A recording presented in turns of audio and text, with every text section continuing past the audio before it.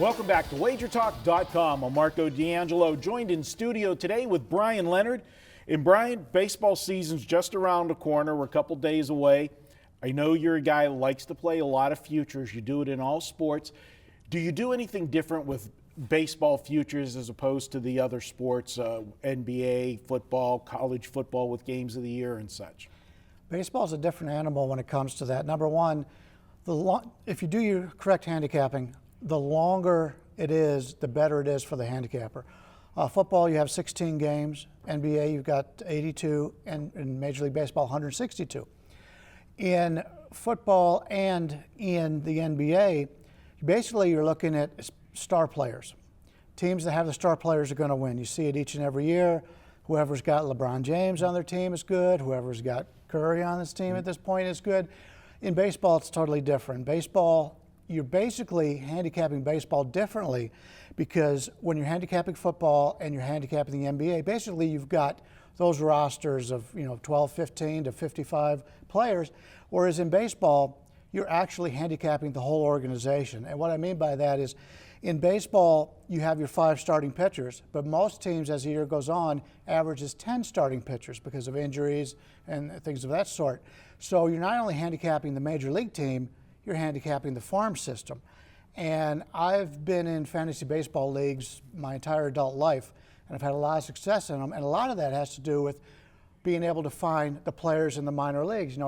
We usually go to spring training in Arizona. It didn't do it this year, had other things going on, some people moving, and some of us wanted a little bit of a break.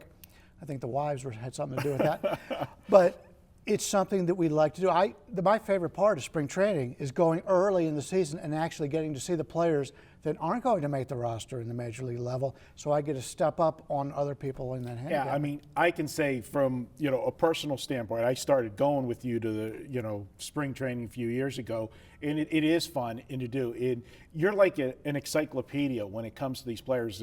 Somebody come up to the plate and you say, "This is the number 3 prospect in the Indians organization." Bad example because we know you follow the Indians close because it's your team, but you'll do it with the Mariners, whatever. You know it, and because of the fantasy leagues that you're in, you're in what they call I believe it's the keeper leagues, where you draft a guy.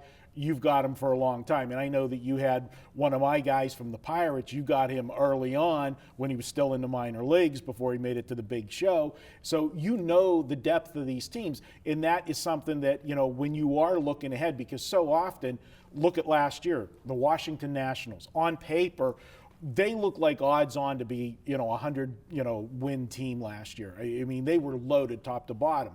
But they got hit with injuries and they didn't have the depth as well past those star players to keep it going, and then they came nowhere close to their total. Yeah, you always want to take a look at teams that have a lot of depth in Major League Baseball. For a long time, teams like the Dodgers, they have money, so they can go out and buy players. The Yankees can go out and buy players. The Red Sox, how many years the Red Sox rarely develop a player since Pedroia. I mean, they've got a couple guys now, but because they've had the ability to go out and buy them, they haven't had that depth in the minor leagues. Now Boston, with some of the trades they made, that one that they traded to the Dodgers just a couple of years ago, they've got some good young players coming in, and that's one of the reasons why I think Boston has some advantages this year, and I actually played them to win the division.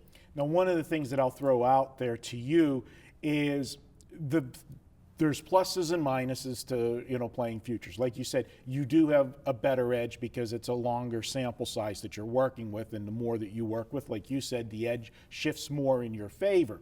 But baseball is a long sport. It's a long season sport, and you are tying up money on season win totals for 6 months that it's going to take away from your betting role.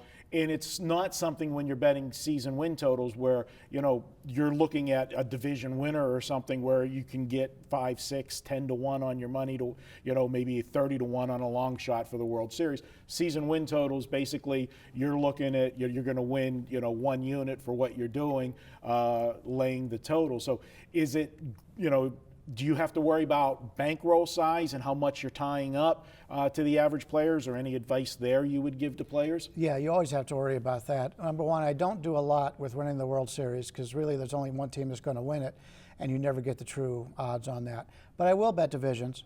And I also bet, the season wins. And the reason I do it is because I'm looking at the long haul. But the thing is, do you have that kind of money to put up ahead of time? And I remember there's been years where I've had a shortened bankroll because I put too much in to play on these season wins. And I says, I can't wait till the baseball season ends so I can load up my bankroll again. So there's even mistakes that I make, and I've been doing this for 30-some years. So you've got more chances to win money by betting those, but your little day-to-day where you can get the little wins, it's a playoff between the both of them in which way you want to do it. If you've got one of those unlimited bankrolls like some of our friends do, you can put plenty in play knowing that there's going to be a lot more money out there for you. Yeah, and I think we're going to wrap this one up, and that might be a great topic for another of these handicapping series videos. We always talk about money management, but how about bankroll management? And where, it's like a stock portfolio, really. It really is. And that's a good topic that we could have for a video of itself. Yeah, I've got guys that just bet too much on every single game. They're great handicappers, but they never make any money because they're just betting too high of a percentage. All right, good stuff, Bryan. Don't forget, guys, head on over to WagerTalk.com. Every weekend, you can get the weekend all access. It starts on Thursday and runs all the way to Monday. That's 5 big days of service. You can get it for just $69. Pick your favorite capper, get all of his plays, and that would include any 5 and 6% plays that capper would have during that 5-day period. Check it out each and every week. The weekend all access. It starts on Thursday and runs through Monday each week at WagerTalk.com. We'll be back with more